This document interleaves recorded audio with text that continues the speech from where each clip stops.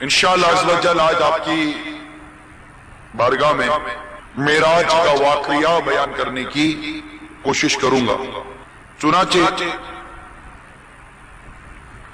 حضرت سیدنا ابو سعید خدری رضی اللہ تعالی عنہ بیان کرتے ہیں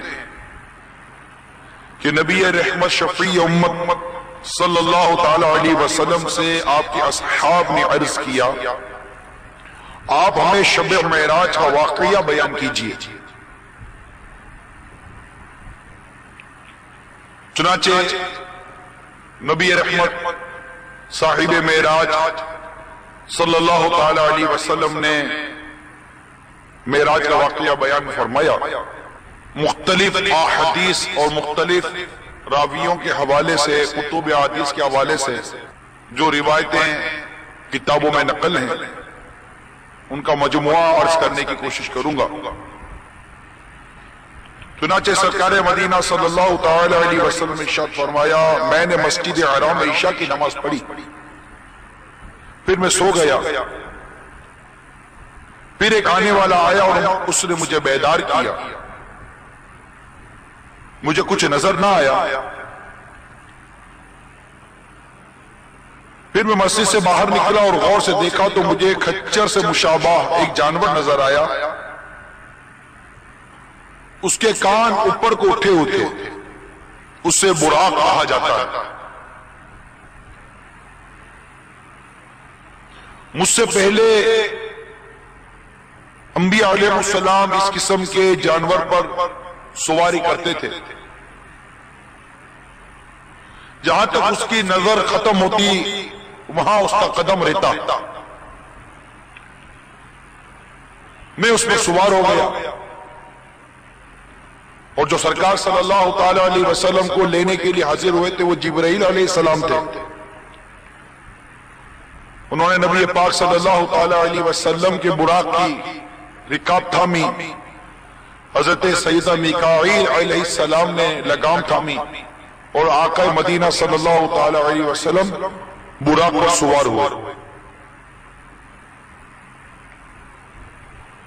آپ فرماتے میں جس وقت سواری کر رہا تھا مجھے دائیں جانب سے کسی شخص نے آواز دی، یا محمد صلی اللہ تعالی علیہ وسلم،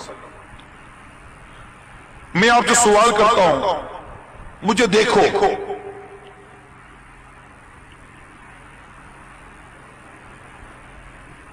آپ فرماتے میں نے اس کو جواب نہیں دیا اور میں اس کے پاس نہیں ٹھہرا، پھر مجھے اپنی بائیں جانب سے کسی نے آواز دی،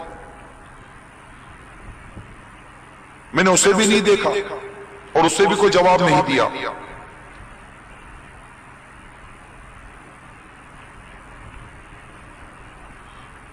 جبریل امین علیہ السلام نے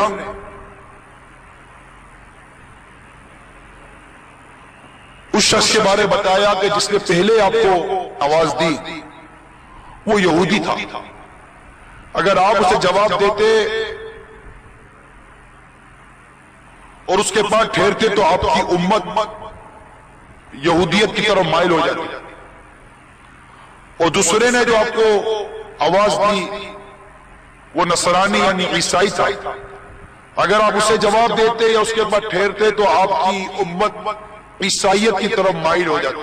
یہ سلسلہ سفر کا جاری تھا کہ نبی پاک صلی اللہ تعالی علیہ وسلم فرمایا، ایک عورت انتہائی زینت سے آراستہ اپنی باہیں کھولے کھڑی تھی، اس نے بھی کہا محمد صلی اللہ تعالی علیہ وسلم، میں آپ سے سوال کرتی ہوں، مجھے دیکھو۔ میں نے اس کو بھی جواب نہیں دیا اور نہ اس کے پاس ٹھہرا۔ جبرائیل امین علیہ السلام نے کہا یہ دنیا تھی، اگر آپ اس کو جواب دیتے تو آپ کی امت دنیا کو آخرت پر اختیار کر لیتی۔ الغرض ہمارا سفر جاری رہا اور ہم بیت المقدس پہنچے، وہاں پر انبیاء کرام علیہ السلام اپنی سواریاں جہاں باندھتے تھے وہاں سواری باندھی گئی۔ میرے آقا صلی اللہ تعالی علیہ وسلم نے انبیاء کرام علیہ السلام کی امامت فرمائی. پھر جبرائیل علیہ السلام نے آسمان کا دروازہ کھلوایا. وہاں سے آسمانوں کا سفر شروع ہوا، کیونکہ معراج یہ 3 حصوں میں منقسم ہے. مسجد الحرام سے مسجد اقصی تک، مسجد اقصی سے سدرۃ المنتہا، آسمانوں سے گزرتے ہوئے سدرۃ المنتہا تک، اور سدرۃ المنتہا سے پھر لا مقام کی سیر کا آغاز ہوا. جب آسمانوں کا سفر شروع ہوا تو جبریل امین علیہ السلام نے آسمان کا دروازہ کھلوایا. کہا گیا یہ کون ہے؟ کہا جبریل. پوچھا آپ کے ساتھ کون ہے؟ کہا محمد صلی اللہ تعالی علیہ وسلم. پوچھا گیا کیا انہیں بلایا گیا ہے؟ کہا ہاں. میرے آقا صلی اللہ تعالی وسلم نے فرمایا پھر میں نے حضرت آدم علیہ السلام کو ان کی اس صورت میں دیکھا جس میں انہیں بنایا گیا تھا. ان پر جب ان کی اولاد میں سے مومنین کی روحیں پیش کی جاتی تو فرماتے یہ پاکیزہ روح ہے، اسے علیین میں لے جاؤ. اور جب ان پر ان کی اولاد میں سے کفار کی روحیں پیش کی جاتی تو فرماتے یہ خبیث روح ہے، اس کو سجین میں لے جاؤ. میرے آقا صلی اللہ تعالی علیہ وسلم فرماتے ابھی میں کچھ ہی چلا ہوں گا کہ میں نے دیکھا کہ دسترخوان بچھے ہوئے ہیں. میں نے دیکھا کہ دسترخوان بچھے ہوئے ہیں اور ان پر نہایت نفیس بھونا ہوا گوشت رکھا ہوا ہے، اور دوسری جانب اور بھی کھانے رکھے ہیں جن پر نہایت بدبودار اور سڑا ہوا گوشت رکھا ہوا ہے. کچھ لوگ ایسے ہیں جو عمدہ گوشت کے تو پاس نہیں جاتے، اس سڑا ہوا بدبودار گوشت کھا رہے ہیں. میں نے کہا اے جبرائیل یہ کون لوگ ہیں؟ کہا یہ آپ کی امت کے وہ لوگ ہیں جو حلال کو چھوڑ کر حرام کے پاس جاتے ہیں. پھر میں کچھ آگے چلا تو کچھ اور لوگوں کو دیکھا، ان کے پیٹ کوٹھڑیوں کی طرح ہیں. ان میں سے جب بھی کوئی اٹھتا تو گر جاتا اور کہتا اے اللہ قیامت کو قائم نہ کرنا. ان کو فرعونی جانور رونق رہے تھے اور وہ اللہ تعالیٰ سے فریاد کر رہے تھے. میں نے جبریل امین علیہ السلام سے پوچھا یہ کون لوگ ہیں؟ کہا یہ آپ کی امت میں سے سود کھانے والے ہیں. یہ قیامت کے دن اسی طرح اٹھیں گے جس طرح آصف زدہ شخص اٹھتا ہے. پھر میں کچھ آگے چلا تو ایسے لوگوں کو دیکھا جن کے ہونٹ اونٹ کے ہونٹوں کی طرح تھے. ان کے منہ کھول کر ان میں پتھر ڈالے جاتے، پھر وہ پتھر ان کے نیچلے دھڑ سے نکل جاتے. میں نے ان کو اللہ تعالیٰ سے فریاد کرتے ہوئے سنا. میں نے جبرائیل امین علیہ السلام سے کہا یہ کون لوگ ہیں؟ کہا یہ آپ کی امت کے وہ لوگ ہیں جو ظلماً یتیموں کا مال کھاتے تھے. دراصل یہ لوگ اپنے پیٹوں میں آگ بھر رہے تھے اور عین قریب یہ لوگ جہنم میں داخل ہوں گے. پھر میں کچھ آگے چلا تو دیکھا کچھ عورتیں اپنے سینوں کے بل لٹکی ہوئی ہے. میں نے سنا وہ اللہ تعالیٰ سے فریاد کر رہی تھی. میں نے جبریل امین سے پوچھا یہ کون عورتیں ہیں؟ انہوں نے کہا یہ آپ کی امت میں سے زنا کرنے والیاں ہیں. پھر میں کچھ اور آگے چلا تو دیکھا کچھ لوگوں کے پہلوؤں سے گوشت کاٹ کاٹ کر ان کے منہ میں ڈالا جا رہا ہے. ان سے کہا جا رہا ہے اس کو کھاؤ جیسا کہ تم دنیا میں اپنے بھائی کا گوشت کھاتے تھے. میں نے جبرائیل سے پوچھا یہ کون لوگ ہیں؟ انہوں نے کہا یہ آپ کی امت میں سے غیبت کرنے والے اور چغلی کرنے والے لوگ ہیں. مزید روایتوں میں کچھ اس طرح منقول ہے کہ میرے آقا صلی اللہ تعالی علیہ وآلہ وسلم نے ارشاد فرمایا پھر ہم ایک ایسی قوم کے پاس پہنچے جو ایک دن فصل بوتی تھی اور دوسرے دن وہ فصل کاٹ لیتی تھی، اور جس قدر وہ فصل کاٹتے تھے اتنی ہی فصل بڑھ جاتی تھی. آپ نے کہا اے جبرائیل یہ کون ہیں؟ انہوں نے کہا یہ اللہ کی راہ میں ہجرت کرنے والے ہیں، ان کی نیکیوں کو 700 گنا تک بڑھا دیا گیا ہے اور تم جو چیز بھی خرچ کرتے ہو اللہ تعالیٰ اس کے بدلے میں اور چیز لے آتا ہے اور وہ سب سے بہتر رزق دینے والا ہے۔ پھر آپ ایک ایسی قوم کے پاس آئے جن کے سروں کو پتھروں سے کچلا جا رہا تھا اور کچھ سر کچل دیا جاتا تو وہ پھر سر درست ہو جاتا، اس کو مہلت نہ ملتی کہ سر پھر کچل دیا جاتا۔ میں نے کہا جبریل یہ کون لوگ ہیں؟ انہوں نے کہا یہ وہ لوگ ہیں جن کے سر فرض نماز کے وقت بھاری ہو جاتے تھے۔ پھر آپ ایسی قوم کے پاس گئے جن کے آگے اور پیچھے کپڑے کی دھجیاں تھیں اور وہ جہنم کے کانٹے دار درخت زقوم کو جانور کی طرح چر رہے تھے اور جہنم کے پتھر اور انگارے کھا رہے تھے۔ میں نے کہا جبریل یہ لوگ کون ہیں؟ انہوں نے کہا یہ وہ لوگ ہیں جو اپنے مالوں کی زکوٰۃ ادا نہیں کرتے تھے اور اللہ تعالیٰ نے ان پر ظلم نہیں کیا اور نہ اللہ تعالیٰ اپنے بندوں کو ظلم کرتا ہے۔ پھر ایک ایسی قوم کے پاس آئے جن کے سامنے دیگچوں میں پاکیزہ گوشت پکا ہوا رکھا تھا اور دوسری جانب سڑا ہوا خبیث گوشت رکھا ہوا تھا۔ وہ سڑے ہوئے خبیث گوشت کو کھا رہے تھے، وہ پاکیزہ گوشت کو چھوڑ رہے تھے۔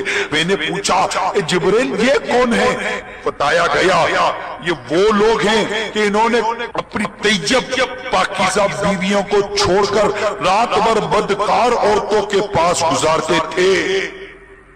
پھر میں نے دیکھا راستے میں لکڑی ہے جو ہر کپڑے کو پھاڑ دیتی ہے اور ہر چیز کو زخمی کرتی ہے۔ میں نے پوچھا یہ کیا ہے؟ انہوں نے کہا یہ آپ کی امت کے ان لوگوں کی مثال ہے جو لوگوں کا راستہ روک کر بیٹھ جاتے ہیں۔ پھر ایک ایسے شخص کے پاس سے گزرے جس نے لکڑیوں کا ایک گٹھا جمع کر لیا جس کو وہ اٹھا نہیں سکتا اور وہ اس گٹھے میں مزید لکڑیاں ڈالنا چاہتا تھا۔ آپ نے فرمایا جبریل یہ کیا ہے؟ انہوں نے کہا یہ آپ کی امت میں سے وہ شخص ہے جس کے پاس امانتیں تھیں اور وہ ان کو ادا نہیں کر سکتا تھا اور وہ مزید امانتیں رکھ لیتا تھا۔ پھر ایک ایسی قوم کے پاس سے گزرے جن کی زبانیں اور ہونٹ آگ کے انگاروں سے کاٹے جاتے تھے اور جب بھی ان کو کاٹ دیا جاتا وہ پھر پہلے کی طرح ہو جاتے اور ان کو ذرا مہلت نہ ملتی۔ آپ نے کہا جبرائیل یہ کیا ہے؟ یہ کون لوگ ہیں؟ کہا گیا یہ امت کے فطرہ پرور واعظین ہیں، بیان کرنے والے ہیں۔ پھر آپ کا گزر ایک چھوٹے پتھر سے ہوا جس کے سوراخ سے ایک بڑا بیل نکل رہا تھا۔ پھر وہ بیل اس سوراخ سے داخل ہونا چاہتا لیکن داخل نہ ہو سکتا۔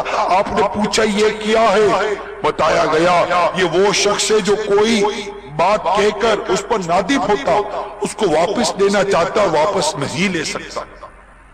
پھر آپ کا گزر ایک ایسی وادی سے ہوا جہاں سے بہت خوشگوار ٹھنڈی خوشبودار خوشبو آ رہی تھی جس میں مشک کی خوشبو تھی اور وہاں سے آواز آ رہی تھی۔ آپ نے پوچھا جبریل یہ مشک کی خوشبو والی پاکیزہ ہوا کیسی ہے اور یہ آواز کیسی ہے؟ انہوں نے کہا یہ جنت کی آواز ہے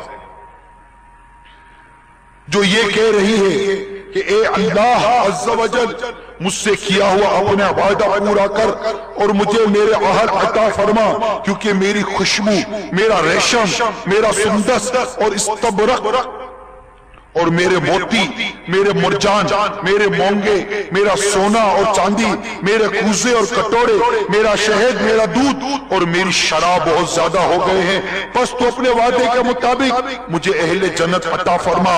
اللہ تعالیٰ ارشاد فرماتا ہے تیرے لیے ہر مسلمان اور ہر مسلمان مرد عورت اور ہر مومن اور ہر وہ مومنہ جو مجھ پر اور میرے رسولوں پر ایمان لائیں اور اعمال صالح کریں اور میرے ساتھ بالکل شرک نہ کریں اور جو مجھ سے ڈریں گے میں ان کو امان دوں گا اور جو مجھ سے سوال کریں گے میں ان کو عطا کروں گا اور جو مجھے قرض دیں گے میں ان کو جزا دوں گا اور جو مجھ پر توکل کریں گے میں ان کے لیے کافی ہوں اور میں اللہ ہوں، میرے سوا کوئی عبادت کا مستحق نہیں، میں وعدے کے خلاف نہیں کرتا۔ جنت نے کہا میں راضی ہو گئی۔ پھر آپ ایک ایسی وادی میں آئے جہاں سے نہایت بری بھیانک اور مکروہ آوازیں آ رہی تھی. آپ نے فرمایا اے جبرائیل یہ کیسی آوازیں ہیں؟ انہوں نے کہا یہ جہنم کی آواز ہے جو کہہ رہی ہے مجھے اہل دوزخ عطا کر جن کا تو نے مجھ سے وعدہ کیا ہے، کیونکہ میرے توق، میری زنجیریں، میرے شعلے، میری گرمی، میرا دھوئر، میرا لہو اور پیپ اور میرے عذاب اور سزا کے اسباب بہت وافر ہو گئے ہیں. میری گہرائی بہت زیادہ ہے اور میری آگ بہت تیز ہے. مجھے وہ لوگ دے جن کا تو نے مجھ سے وعدہ کیا ہوا ہے. اللہ تعالیٰ فرماتا ہے ہر مشرک اور کافر، خبیث اور منکر، بے ایمان مرد عورت تیرے لیے ہیں. یہ سن کر جہنم نے کہا میں راضی ہو گئی. اے میرے میٹھے میٹھے اور پیارے پیارے اسلامی بھائیوں، مزید روایتوں میں آتا ہے میرے آقا صلی اللہ تعالی علیہ وسلم کا سفر مزید جاری رہا. پھر آپ آسمانوں کی طرف بڑھے. ہر آسمان پر آپ کا استقبال کیا گیا. فرشتوں نے استقبال کیا، انبیاء کرام علیہ السلام نے استقبال کیا، آدم علیہ السلام نے استقبال کیا، حضرت عیسیٰ علیہ السلام نے استقبال کیا، حضرت یحییٰ علیہ السلام نے استقبال کیا، حضرت موسیٰ علیہ السلام نے استقبال کیا، حضرت ابراہیم علیہ السلام نے استقبال کیا، حضرت یوسف علیہ السلام نے استقبال کیا. گویا کہ انبیاء کرام علیہ السلام استقبال کرتے گئے، اور ایک قول کے مطابق ہر نبی کے پیچھے دیگر انبیاء کرام علیہ السلام تھے. ان نبیوں کے نام جن کے روایتوں میں آئے یہ ان تمام انبیاء کرام علیہ السلام کی قیادت فرماتے ہوئے آسمان پر آپ کا استقبال فرماتے، اور آپ ان کے استقبال سے گزرتے جاتے. سلام و پیام کے معاملات گزرتے گئے، فرشتوں کے استقبال سے گزرتے گئے، اور اس طرح آسمانوں کا سفر جاری رہا. پھر میرے آقا فرماتے ہیں میں سدرۃ المنتہا تک چڑھایا گیا تو اس درخت سدرا کے پھل مقام حجر کے مٹکوں کی طرح تھے، اس کے پتے ہاتھی کے کانوں جیسے تھے. جبرائیل علیہ السلام نے کہا اس سدرۃ المنتہا ہے، اور وہاں 4 نہریں تھیں، 2 پوشیدہ اور 2 ظاہر. 2 پوشیدہ کے بارے میں روایتوں میں آتا ہے کہ وہ 2 پوشیدہ نہریں کوثر اور سلسبیل ہیں، اور جو ظاہر نہریں تھیں ان میں ایک کا نام نہر فرات اور ایک کا نام دریائے نیل ہے. پھر بیت المعمور میرے سامنے ظاہر کیا گیا. اس کے بعد مجھے ایک برتن شراب کا، ایک دودھ کا، ایک برتن شہد کا دیا گیا. میں نے دودھ کو لے لیا. جبرائیل امین علیہ السلام نے کہا یہی فطرت یعنی دین اسلام ہے، آپ اور آپ کی امت اس پر قائم رہیں گی. میٹھے میٹھے پیارے پیارے اسلامی بھائیوں، مزید روایتوں کا خلاصہ ہے کہ یہاں سے براق اور جبریل امین وہی رہ گئے، کیونکہ سدرۃ المنتہا کے آگے جبریل امین نہیں بڑھ سکتے تھے، کیونکہ سدرۃ المنتہا کے آگے بڑھنا اس کے متعلق علماء کرام کی اقوال نقل ہے کہ سدرۃ المنتہا وہ جگہ ہے جس سے آگے فرشتے نہیں جا سکتے، اور نہ کسی کو یہ علم ہے کہ سدرۃ المنتہا کے ماوراء کیا ہے. شہداء کی روحیں بھی یہیں تک رہ جاتی ہیں. سدرۃ المنتہا یہ وہ مقام ہے کہ جبرائیل اس مقام میں آپ سے پیچھے رہ گئے. جبریل امین اگر اس سے ایک پور کے برابر بھی آگے بڑھیں تو جبریل امین فرماتے ہیں کہ میں جل جاؤں گا. الغرض سدرۃ المنتہا سے آپ کے لیے رف نامی ایک سواری پیش ہوئی. یہ سبز رنگ کا تخت تھا. میرے آقا اس پر سوار ہو کر آگے کا سفر آپ نے اختیار فرمایا. وہاں نہ جبرائیل امین تھے نہ براق تھا، رف سواری تھی، اور آپ اس سواری پر آگے بڑھتے چلے گئے. ایک مقام جسے مقام استوا کہتے ہیں وہاں تک پہنچے. وہاں نہ رف تھا، پھر کچھ بھی نہ تھا. روایتوں میں آتا ہے ہر طرف نور ہی نور تھا، ہر طرف نور ہی نور تھا، اور میرے آقا صلی اللہ تعالی علیہ وسلم اس نور کے درمیان میں تھے. پھر روایتوں میں آتا ہے امام بہقی اور حضرت ابو ہریرہ رضی اللہ تعالی عنہ کی روایتوں میں اس طرح کا مضمون موجود ہے کہ اس وقت اللہ تبارک و تعالیٰ نے میرے آقا صلی اللہ تعالیٰ علیہ وسلم سے کلام فرمایا، وہ کچھ یوں ارشاد ہوا، اے محبوب مانگیے۔ میرے آقا صلی اللہ تعالیٰ علیہ وسلم نے عرض کیا، اے میرے مولا، تو نے حضرت ابراہیم علیہ السلام کو خلیل اللہ بنایا اور ان کو ملک عظیم عطا فرمایا، تو نے حضرت موسیٰ سے کلام کیا، تو نے حضرت داؤد علیہ السلام کو ملک عظیم عطا فرمایا، ان کے لیے لوہے کو نرم کر دیا، پہاڑوں کو مسخر کر دیا، تو نے حضرت سلیمان علیہ السلام کو ملک عظیم عطا فرمایا اور ان کے لیے پہاڑوں، جنوں، انسانوں، شیطانوں اور ہواؤں کو مسخر کر دیا اور ان کو اتنی عظیم سلطنت دی جو ان کے بعد اور کسی کے حصے میں نہ آئی، اور تو نے حضرت عیسیٰ علیہ السلام کو توریت اور انجیل کا علم عطا فرمایا اور انہیں مادرزاد اندھوں اور برس کے مریضوں کے لیے شفا دینے والا بنا دیا، اور وہ تیری اجازت سے مردوں کو زندہ فرماتے تھے۔ تو نے ان کو اور ان کی والدہ کو شیطان سے اپنی پناہ میں رکھا۔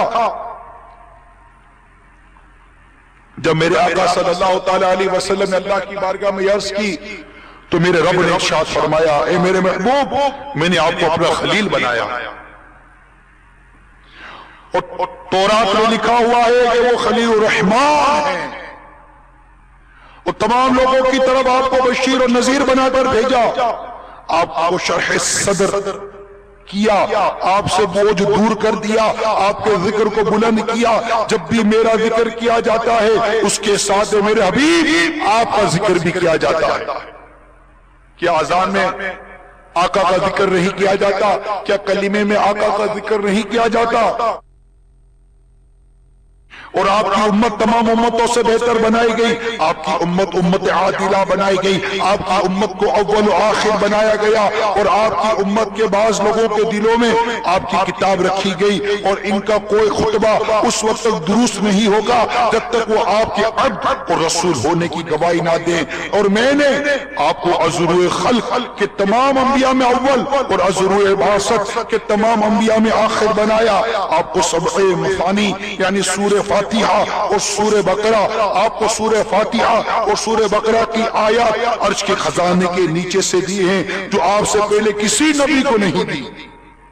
پھر میرے آقا صلی اللہ تعالیٰ علیہ وسلم کا یہ قول نقل ہے، میرے رب نے مجھے فضیلت دی، مجھ کو رحمت للعالمین بنایا، تمام انسانوں کے لیے بشیر و نذیر بنایا، میرے دشمنوں کے دل میں ایک ماہ کی مسافت سے میرا رعب ڈال دیا، میرے لیے مال غنیمت کو حلال کر دیا جو مجھ سے پہلے کسی کے لیے حلال نہیں ہوا، اور تمام روئے زمین کو میرے لیے مسجد اور تیمم کا ذریعہ بنایا، اور مجھے جوامع الکلام بنایا، اور مجھ پر تمام امت کو پیش کیا گیا، اور اب امت کا کوئی فرد مجھ پر مخفی نہیں ہے، خواہ وہ تابع ہو یا متبوع۔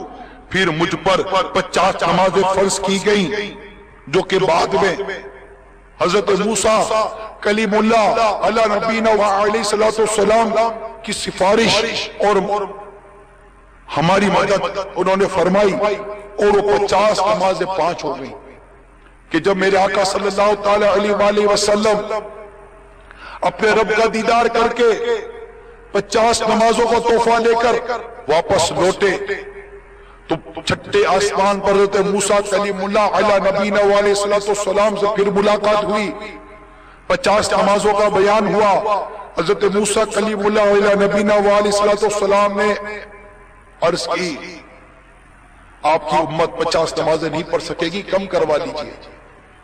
میرے آقا صلی اللہ تعالیٰ علیہ وسلم پھر رب کی بارگاہ میں حاضر ہوتے، ذرا غور تو کیجئے، پھر گئے 5 کم ہوئی، پھر آئے، پھر یہی مشورہ دیا، پھر گئے، پھر 5 کم ہوئی، پھر آئے، پھر یہی مشورہ دیا، پھر گئے، پھر 5 کم، پھر آئے، 9 مرتبہ پھر آنا جانا ہوا، اور 50 سے 5 ہو گئی۔ اور یہ امت محبوب صلی اللہ تعالیٰ علیہ وسلم تمہیں مبارک ہو کہ اللہ تبارک و تعالیٰ کا یہ فرمان منقول ہے کہ یہ نمازیں 5 پڑھیں گے لیکن انہیں ثواب 50 نمازوں کے برابر عطا کیا جائے گا۔ سبحان اللہ۔ بخاری شریف میں اس طرح کا مضمون بھی موجود ہے کہ سدرۃ المنتہا کے اوپر جہاں لا مقام کی سیر ہوئی، نور ہی نور تھا، اللہ تبارک و تعالیٰ کا دیدار ہوا، اللہ تعالیٰ نے میرے آقا صلی اللہ تعالی علیہ وسلم سے کلام فرمایا، پھر اتنے قریب ہوئے اتنے قریب ہوئے اتنے قریب ہوئے کہ 2 کمانوں کی مقدار برابر ہو گئی، بلکہ اس سے بھی زیادہ قریب ہو گئے۔ پھر آپ پر وحی نازل ہوئی، اور اس طرح 50 نمازوں جو کہ بعد میں 5 ہوں گے اس کا تحفہ لے کر میرے آقا صلی اللہ تعالی علیہ وسلم راتوں رات مسجد الحرام میں تشریف لے آئے، آرام فرمایا، سو گئے۔ صبح آپ نے اپنا معراج کا واقعہ بیان فرمایا، اس پر ابو جہل اور بعض کفاروں نے سوریش کی کہ یہ کیسے ہو سکتا ہے کہ نبی پاک صلی اللہ تعالی وسلم فرمائے کہ میں ایک ہی رات میں مسجد الحرام سے مسجد اقصی، جس کا بیان 15ویں پارے میں سورہ بنی اسرائیل میں موجود ہے، اور اس کے بعد میں نے آگے کا سفر کیا جس کا بیان 27ویں پارے سورہ نجم میں موجود ہے۔ سورہ بنی اسرائیل کی ابتدائی آیات اور سورہ نجم کی ابتدائی آیات میں یہ پورے واقعے کی تفصیلات موجود ہیں۔ کنز الایمان شریف، خزائن العرفان شریف، نور العرفان شریف میں اسے پڑھا اور دیکھا اور اسے سمجھا جا سکتا ہے۔ الغرض میرے آقا صلی اللہ تعالی علیہ وسلم نے جب یہ بیان فرمایا تو چونکہ کفار نے آسمان تو دیکھے نہیں تھے کہ آسمانوں میں کیا ہے کہ اس کے لیے کوئی دلیل مانگتے، انہوں نے بیت المقدس یا بیت المقدس دیکھا تھا اور اس کی مسافت 1 ماہ کا سفر، 1 ماہ آنا اور 1 ماہ جانا۔ تو انہوں اسی بات کی حیرت تھی کہ یہ کیسے ہو سکتا کہ راتوں رات، اور انہیں یہ بھی پتا تھا کہ سرکار صلی اللہ تعالی علیہ وآلہ وسلم کبھی مسجد اقصی تشریف نہیں لے گئے، تو انہوں نے سرکار صلی اللہ تعالی علیہ وسلم سے سوالات شروع کیے، اور جو سب سے زیادہ مسجد اقصی کو جاننے والا شخص تھا وہ آگے آ گیا۔ میرے آقا صلی اللہ تعالی علیہ وسلم نے مسجد اقصی کا پورا نقشہ بیان کر دیا، یہاں تک کہ واپسی میں جو قافلہ تھا وہ پورے قافلے کے احوال بیان کر دیے، اور وہ قافلہ ان کے شہر میں کب آئے گا اس کی تاریخ